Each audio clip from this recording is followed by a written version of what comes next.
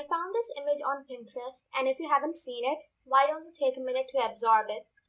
This fact makes the importance of verb choice very clear. So let's start off. Lexis is basically diction, vocabulary, word choice, whatever you want to call it. Nouns.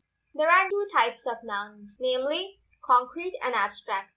Concrete nouns are the ones you can touch. Abstract nouns are intangible, like feelings, wisdom, and such abstract concepts. A use of a concrete noun would be, this book is useless, and an abstract noun would be, this education is useless.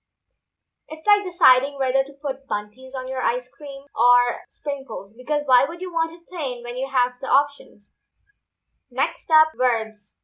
Verbs are indicative of the action, and they are dynamic as they can be varied from context to context. Here are two examples. He staggered into the room, and he limped into the room. Now compare this with he walked into the room. It's like deciding whether to have Coca-Cola or Pepsi. One will prefer over the other depending on the person. Adjectives. They are used to enrich the text. They further make things precise by defining them and eradicate any room for ambiguity.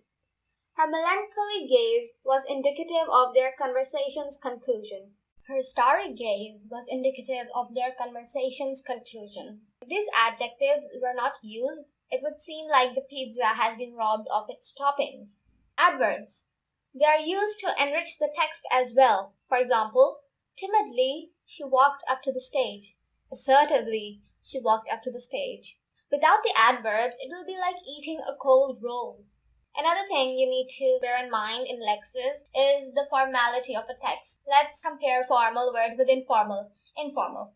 Kids, bad, good, really big. For formal, it will be children, negative, positive, considerable, all the way to loaded and rich. Imagine telling your classmate how the principal is loaded, only to find out he's her dad. Subject-specific words.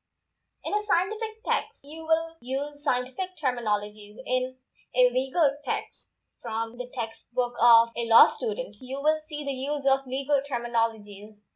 So jargons cannot be understood properly when taken out of context. I think this image speaks for itself.